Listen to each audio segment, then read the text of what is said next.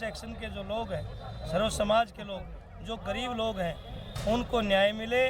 पूंजीपति जो यहाँ चल रहा है पूंजीवाद, उसको खात्मा हो। तो हरियाणा प्रदेश में जो भाजपा की झूठी सरकार चल रही है, उनकी बातों में ना आकर के अपने अच्छे तरीके से एजुकेशन करें, रोजगार की मांग करें।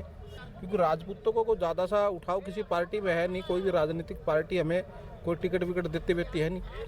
सिर्फ काम करवाते हैं, खर्चा कराते हैं और बाद में कह देते हैं कहने के लिए राजपूतों, भिवानी राजपूतों की टिकट मांगने जाते हो तो यहाँ ब्राह्मण बड़ियों का कोटा पहले एडवांस में मिलता है।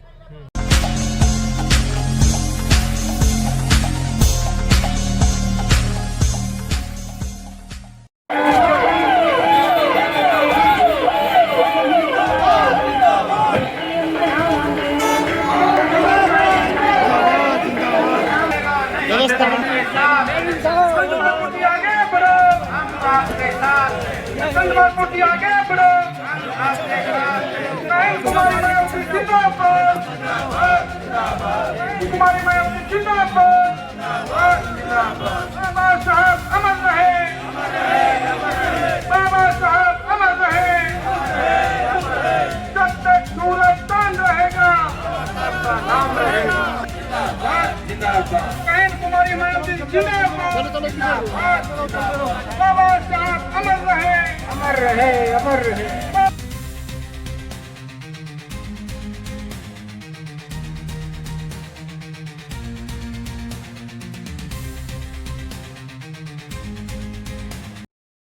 आज आपके चैनल को मैं बधाई देता हूं और माननीय बहन जी के 17वें जन्मदिन की आपको लख लख बधाइयाँ। किधर आओ मेरे पास, आने दो भाई, नेताजी हमारे, आजा भाई साहब। तो ये कार्यक्रम जो है, माननीय बहन जी हमारी राष्ट्रीय अध्यक्षा है, हम सब के लिए जिंदा देवी है और बहुजन का समर्पित कार्यकर्ता यहाँ आया है। और हरियाणा प्रदेश के जो हालात हैं, लॉ एंड ऑर्डर पूरी तरह फैल है। यहाँ पर तमाम तरह के साजिशें चल रही हैं शेड्यूल कास्ट बैकवर्ड के ऊपर, और विकर सेक्शन के लोग भी जो है ना वो सताए जा रहे हैं। कर्मचारी व्यापारी सब दुखी हैं। तो मैंने अपील की है कि नीले झंडे नीचे आओ। बीएसपी देश की तीसरी बड़ी ताकत है। हम लोग यहाँ एक मजबूत सरकार विकल्प देने का काम करेंगे। मायावती जी के जन्मदिन पर बीएसपी की आगे की क्या रणनीति रहेगी? हम अपने बूथ को और संगठन को मजबूत करेंगे और उसके बाद फिर मैं चुनाव मैदान में उतरेंगे। हमारी आगामी जो है चुनाव को लेकर के क्या कुछ जो है अभी हमारा जो पंचायत चुनाव है, नगर निगम के चुनाव, उन पे फोकस है। विधानसभा का भी लंबा टाइम। तो मायावती जी के जन्मदिन पर क्या कुछ जो है युवाओं को संदेश देना? तो माननीय बहन जी का जीवन संघर्ष ही उनके लिए प्रेरणा है। आदरणीय बहन कुमारी मायावती जी उस घर से निकली जहाँ कभी पंच सरपंच की नहीं सोचा जाता था। उत्तर प्रदेश देश दुनिया का सबसे बड़ा प्रदेश है। वहाँ सत्ता में 4 बार आई है और वहाँ सर्व समाज के लोगों को न्याय देने का काम किया। और वहाँ पे हम महापुरुषों का भी मान सम्मान बढ़ाया, इतिहास को बढ़ाया। ये तमाम बातें युवाओं के लिए प्रेरणा स्रोत जो हमारे महापुरुष थे उनका इतिहास उन तक ला करके दिया। और राज में क्या ताकत होती है वो सब मैसेज आज हमने यहाँ से दिया है। युवा हमारा उस पर अमल करेगा। बीएसपी किन मुद्दों को लेकर के चुनावी मैदान में? बीएसपी का मुद्दा इस देश के अंदर परम पूज्य बाबा साहब डॉक्टर BR अम्बेडकर का जो संविधान है, भारत का महान लोकतंत्र संविधान जो है, वही हमारा मेन मुद्दा है कि उसको हूबहू लागू किया जाए। इस देश के शेड्यूल कास्ट, बैकवर्ड, माइनॉरिटी जो 85% तबका है और विकर सेक्शन के जो लोग हैं, सर्व समाज के लोग, जो गरीब लोग हैं, उनको न्याय मिले। पूंजीपति जो यहाँ चल रहा है पूंजीवाद, उसको खात्मा हो और सभी का मान सम्मान, यही बीएसपी का एजेंडा है। पार्टी के मजबूत संगठन के लिए क्या कुछ जो योजनाएं बनाई? बहुजन समाज पार्टी ने अपना संगठन सेक्टर पे और बूथ पे काम शुरू कर रखे हैं और सर्व समाज के लोग पार्टी की नीतियों से प्रभावित होकर के बहुजन समाज पार्टी को ज्वाइन कर रहे हैं। आज इस प्रदेश के अंदर आने वाले समय में आप देखेंगे कि बीएसपी एक बड़ी ताकत विकल्प बन करके उभरेगी। दीक्षा फटिया मामले को बीएसपी किस प्रकार देखती है? इसमें बीएसपी का देखने का मामला नहीं है। उस बाप की बेटी गई है, उसने सुसाइड किया है। जो फर्जी पेपर के ऊपर जो साइन थे वो भी जग जाहिर हो चुके हैं। वो सीबीआई की मांग करता है परिवार, तो हम उनके साथ खड़े हैं। मैं यहाँ के मुख्यमंत्री से अपील करता हूँ कि आप मुख्यमंत्री जी अब और कुछ नहीं कर सकते, दोषियों को नहीं पकड़ सकते तो सीबीआई जांच कराए। जिस गांव में इतनी बड़ी सामंतशाही हो, वहीं का कांग्रेस का विधायक है बूथ चेक कराओ शेड्यूल कास्ट के लोगों के, वो जो विधायक बने बूथ चेक करे, सभी ने वोट भी उसके दिए। अब बनते हमारी बच्चियों की बलि लेंगे क्या? ये बहुत ही शर्मनाक है। इस पर जितनी निंदा करे बीएसपी इसकी निंदा करती है। दीक्षा को न्याय दिलाने के लिए भी क्या कुछ रणनीति रहेगी? हम बड़ा आंदोलन करेंगे, बहुत बड़ा आंदोलन बीएसपी करेगी।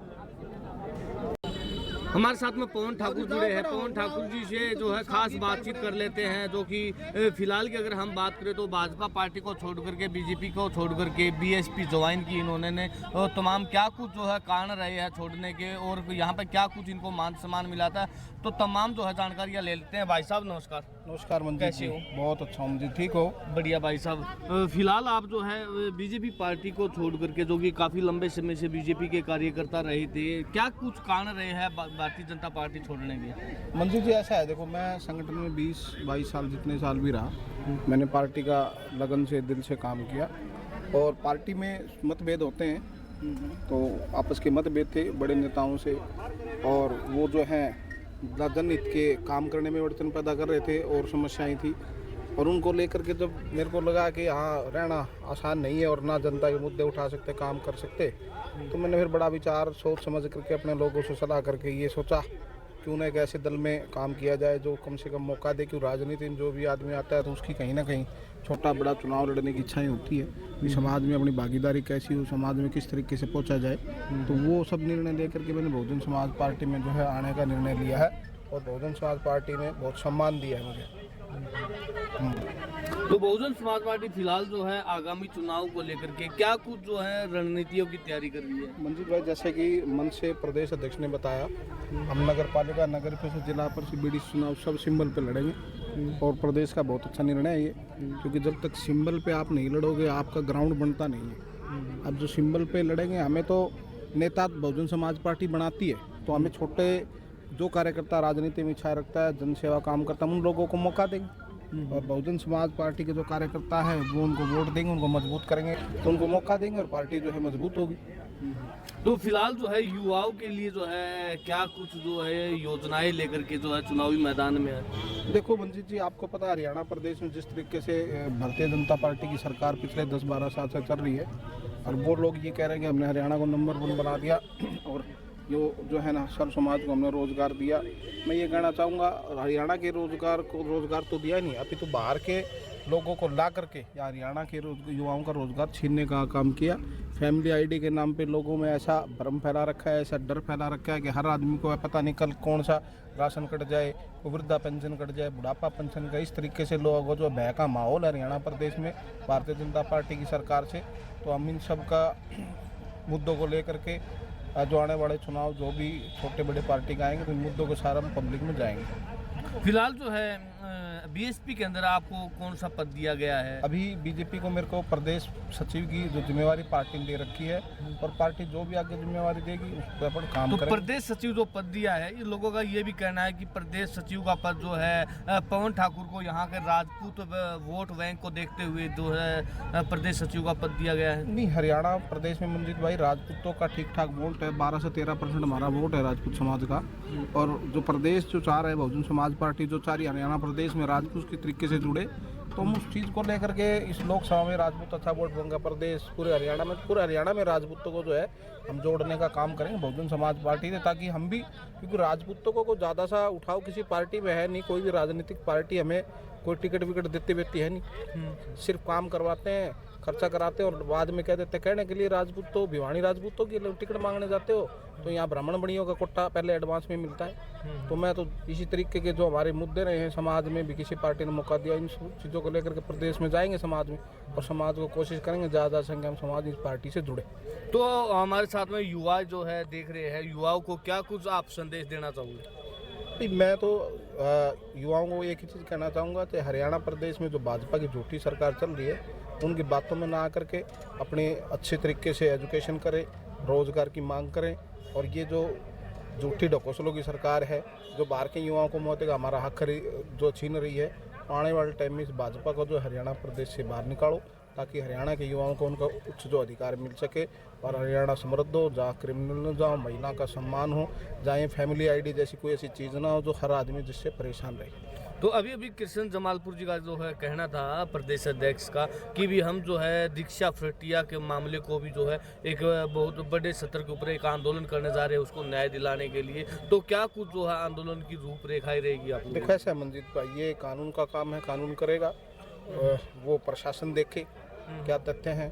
अगर अन्याय हुआ है तो न्याय मिलना चाहिए, चाहे वो दीक्षा नहीं कोई भी बहन बेटी हो, तो कानून अपना काम करे, और अगर वो जिम्मेवार है तो उनको दोषी है तो उनको जो है सजा दिलवाने का काम। नहीं, उसमें जो है कृष्ण जमालपुर जी का कहना था कि भाई बीएसपी बहुत जल्द जो है एक बड़े स्तर पर दीक्षा को न्याय दिलाने के लिए आंदोलन करने जा रही है। बहुजन प्रदेश अध्यक्ष जी ने कहा है कि प्रशासन पहले अपना काम करे, प्रशासन अगर न्याय दिलाने में कामयाब होता है तो फिर बहुजन समाज पार्टी को रोड पे उतरने की आवश्यकता ही नहीं। अगर किसी आदमी को न्याय नहीं मिलता है और कोई बहुजन समाज पार्टी किसी भी कार्यकर्ता के पास जाता है तो बहुजन समाज पार्टी जो है उसके बारे में अपनी जो है एसपी साहब से मिलेंगे, डी साहब से मिलेंगे, सीएम साहब से मिलेंगे।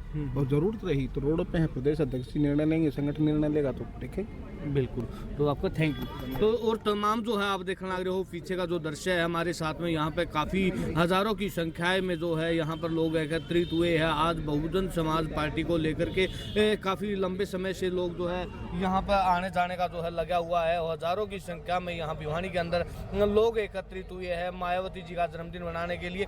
और कमेंट के अंदर आप अपनी राय जरूर दिए और ताज़ा खबरों की अपडेट पाने के लिए हमारे चैनल को सब्सक्राइब जरूर करें। जय हिंद, जय भारत।